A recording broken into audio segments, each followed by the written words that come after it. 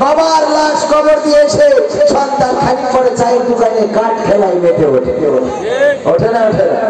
বাবাকে মাটি দিয়ে চায়ের দোকানে এসে পরিমণি নুরা লায়লা, এগুলো স্বপ্ন আর কি কি আছে, নাম সে বেশি বলা যাবে না, নাম বললে আবার ঝামেলা, নাম বললি আবার দেখলাম মোহতারাম সুরতাবাদের মুস্তাদজি শায়েখ মুজাফফর বিন মাহসিন হাফিজাহুল্লাহ, উনি তওবা করাচ্ছেন সহিহ হাদিসের ভিত্তিতে। আমি হামজা কোন নায়িকার নাম বললে যে আপনারা হয়তো অনেকেই জানেন, আমি আসলে নায়িকা চিনি বলে দেখা হয় কথা হয়। এই নায়িকার নাম বলেছে, ওনার কাছে প্রশ্ন দিয়েছে যে উনি বলেছেন আল্লাহর নাম করে একটু তাকাই দেখবেন। তার থেকে সুন্দরী ছিল হাওয়া আলাইহিস সালাম, মরিয়ম আলাইহিস সালাম, সারা আলাইহিস সালাম, খাদিজা রাদিয়াল্লাহু তাআলা আনহা, ফাতেমা রাদিয়াল্লাহু তাআলা আনহা। এই কথা উনি বলতে যে ওই বিশ্ব সুন্দরী কার কি নাম, আমি রাশমিকা মান্দারা না ইন্দারা এরকম নাম হয়ে থাকতে পারে, এই নাম বলেছে। বলার পরে এখন এই নাম উনি চিরকুটে পড়লেন না, না পড়ে কি করেছেন, উনি বলতেছেন যে সব পশ্চিম কিবলা কোন দিকে, তো এই কিবলা মুখ ফিরে কান ধরে তওবা করেন। আচ্ছা এইটা কোন হাদিসে আছে আমি আজ পর্যন্ত খুঁজে পাইনি যে তওবা করার জন্য কিবলা মুখ হতে হবে আর কান ধরে তওবা করবে, ওরা তো সহিহ হাদিসের বাইরে যায়, ঠিক না? ঠিক না? তো শায়েখ আমি বলতে চাই আপনি মুহতারাম আমির হামজা হুজুরকে এমন ভাবে উপস্থাপন করেছেন, একজন আলেমে দ্বীন তার মুফতি টাইটেলটাকে আপনি উপহাসের ভঙ্গিতে দেখেছেন। এই উপহাস করাটা আপনি কোন হাদিসে পেয়েছেন একটু জনগণকে জানাবেন। হাদিসের কথা বলেন, হাদিস মানার কথা বলেন, গীবত ছাড়া আপনার আলোচনায় কিছু পাওয়া যায় না, অপরজনের পিছনে লাগা ছাড়া আলোচনায় কিছু পাওয়া যায় না। আমার আল্লাহ বলেছে ইয়া আইয়ুহাল্লাযীনা আমানু লিমা তাকুলুনা মা লা তাফআলুন, ও ঈমানদারেরা এমন কথা বলো না যা তোমরা কাজে পরিণত করো না। তোমরা রাসূলের হাদিস মানো না, আবার আহলে হাদিস নাম ধরে বসে আছো। আমার রাসূল কাউকে গীবত করতে শেখায় নাই, আমার রাসূল কাউকে কারো নাম কারো টাইটেল উপহাস করতে শেখায় নাই। তোমরা উপহাস করো আর নায়িকার নাম বলার সাথে সাথে তুমি চিনে ফেললে তুমি বলে আল্লাহর ওলি কথা কয় সিনিয়াডা orang dulu di Malaysia ada orang boleh angkat tangan, satu orang ada lagi boleh angkat tangan, ada belakang Ustaz saya nama Syaikul Islam. Syaikul Islam भाई abang saya dia dulu di Malaysia, saya punya Ustaz dia. Ibu ada paham ke? Itu paham. Itu dua orang paham. Lain orang tak paham ke?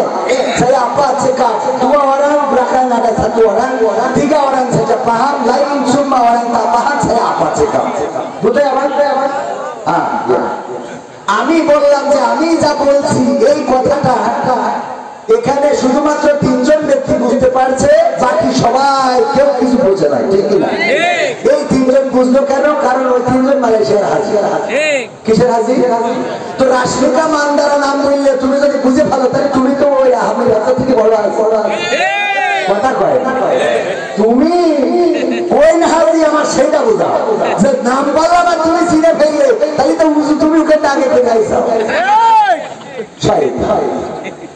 এরকম এই কথাটা কি আমার কথা যুক্তি ঠিক আছে কিনা ভাই? আমার অনেক সময় দুঃখ হয় এক যুবক ভাবির সাথে আচ্ছা ভাই বিদেশে থাকে, তো আমার আব্দুল সিদ্দিকী ভাই ভাইজান, তারপরে আমাদের মুশফিকুর ভাই, ইমরান ভাই বললো এই অপরাধ তো হইতে দেওয়া যায় না, কি করা যায়? তো ওরে আটকাইতে হবে। ভাবি ঘরে দরজায় যেতে আমি, তো ভাবি ঘরে ঢুকেছে, তিন হুজুর যেইছে দরজায় খাইতেছে, ও পিছনে একটা দরজা ছিল যাতে জানে না, ওটা দিয়ে দৌড়ে এসে ওর ঘরে ঢুকে যায় নামাজ পিছনে সিজদায় পড়ে গেছে। তো ভাইরা বুঝতে পারি পিছনে দরজা থেকে যে ঘরে দিয়ে লাগতেছে মাপছে ও কথা হুজুর আমি সিজদায় তাহার করতে চতুর্থ আর শাহজাহান পৌঁছে গেছি। এবার সে তো ঠিক আছে, কিছু বিষয় আমরা জানি আল্লাহর ওলিতে তাহাজ্জুদ করতেছি বলছেন, তাহাজ্জুদ পড়ি ৮০-৯০ রাকাত না পড়ে শুতে যায়নি, বলছে মানলাম তুই তাহাজ্জুদ পড়িস, তোর সাহেব বলে আমি আর পর্দায় পৌঁছে গেছি, তা তোর স্যান্ডেল তোরা ভাবে খাটের নিচে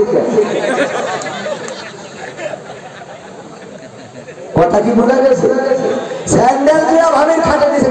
রাশমিকা মান্দারা নাম বলেছে আমির হামজা, শুধু মানলাম যে আমির হামজা খারাপ, আর তুই বুঝলি কথা কয় তুই তো মনে করবি এটা মনে হয় হাদিসে আমপাড়া থেকে কিছু বললো কি নাকি? কারণ অনেক যারা করবেন একবার এক যুবলীগের নেতা ওখানে আমি বক্তাকে তো কাজই আমি দিতে পারে আছে অনেকে। তো এখন বাচ্চা হুজুর আপনি শুরু করেছেন কেন যে কাঠি খুঁজতেও বাড়ি যেতে পারবে না, গাড়ি লেগে পারবে, তো বাচ্চা অসুবিধা মোরা যেতে সময় ঠিক করতে পারবে। দোয়া করে দিন তো মোরা যেতে সময় দোয়া করে আল্লাহ রব্বানা আতিনা ফিদ দুনিয়া হাসিনা ওয়া ফিল আখিরাতি হাসিনা ওয়া কিনা আযাবান নার। হুজুর তো আউলিয়া আপনাদের কাছে গেছে আর দিনারে করে আরবি কি নাম দিলি দোয়া করে যারা বোঝে না তারা তো এরকম বলবে, ঠিক না? তো নাম বললো, তুমি বুঝে নিলে তুমি কে? তুমি বুঝবা কেন? তুমি যদি আল্লাহর আউলিয়া হও এই নামের সাথে তোমার পরিচয় থাকার কথা নয়। আর যদি তুমি মনে করো এই নেটের যুগে, ইন্টারনেটের যুগে এসব নাম জানা যায়, তো আমির হামজা জানলে তোমার চলে কেন? ঠিক না বেঠে? তার মানে হলো তোমরা যার পিছনে লাগতেছ তার পিছনে মন চাইলেই লাগে। কবির বিন সামাদ নাটক করে অসুস্থ তোর বাপের কি ওয়াজ করলে টাকা পাওয়া যায়, খাওয়া হয়, তখন করে না কেন? কথা বলে ঠিক না বেঠে? ও তোমরা বড় লোক খাওয়া আর কোনো ভিকে তৈরি খাবো হয়ে যাবে। হ্যাঁ হ্যাঁ ওরে বাবা বড় বড় পরহেজগার দেখি স্ট্যাটাস দেয়, কন্ট্যাক্ট করা যাবে না, চুক্তি করা যাবে না, যারা চুক্তি করে তাদের বয়কট। আবার দেখি 3 দিন পরে স্ট্যাটাস দেয় যে এখন থেকে চুক্তি করা ছাড়া কোনো মাহফিল যাবে না। কেন? খাপ নিয়েছে তার মধ্যে 300 টাকা। তাহলে তুই এতদিন এটা আন্দোলন করলি পরহেজগার আল্লাহ পীর সাহেব এইখানে আসলাম যে রিস্কি নিয়ে এক মাহফিল থেকে আর এক মাহফিল যে জোরে গাড়ি চালাচ্ছে আমার ক্যামেরাম্যান আমার রকি আলামিন ওরা সাক্ষী, ওরা আছে পিছনে, ওরা সাক্ষী, ওরা মনে করতেছে ভাই মনে হয় আজকে কোথাও না কোথাও মারবে। ও দেখি কোনো ট্রাক বাসে মারেনি, কিন্তু সে সাইকেলে বেরিয়েছে। তো এই যে আসা যাওয়া, এর মধ্যে যাওয়ার সময় হুজুর যদি মরেও যায় এই কমিটি আর খোঁজ যাবে না বললো, বরং মরি গেলি ভালো কাজে আমাকে মেলা টাকা নিয়েছিল। ঠিক না বেটি? ভাইয়ের আমার কি হবে বেঁচে থেকে অযথা বিদ্যা শিখে যদি না করতে পারি শোষণবিহীন সমাজটাকে? কি হবে বেঁচে থেকে? কি হবে ছাত্র সেজে চুমু খেয়ে খালেদ খানা যদি হয় বিদ্যালয়টা পরিমণিদের আড্ডাখানা? কি হবে ছাত্র সেজে চুমু খেয়ে খালেদ খানা যদি হয় বিদ্যালয়টা পুতুলিদের আড্ডাখানা? এর চেয়ে মরাই ভালো, দেশ ছেড়ে যাওয়াই ভালো, এর চেয়ে মরাই ভালো, দেশ ছেড়ে যাওয়াই ভালো। কি হবে ধোঁকা দিয়ে বিবেকটাকে? কি হবে ধোঁকা দিয়ে বিবেকটাকে? কি হবে বেঁচে থেকে অযথা বিদ্যা শিখে যদি না করতে পারি শোষণবিহীন সমাজটাকে? কি হবে বেঁচে থেকে? কি হবে যুবক নামের বোঝা হয়ে এই ধরাতে যেখানে মা বোনেরা ধর্ষিতা হয় দিনে রাতে?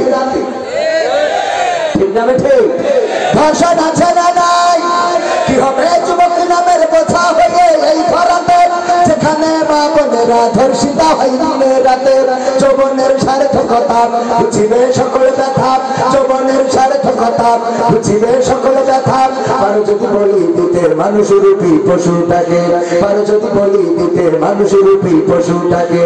কি হবে বেঁচে থেকে অযথা বিদ্যা শিখে যদি না করতে পারি শোষণবিহীন সমাজটাকে?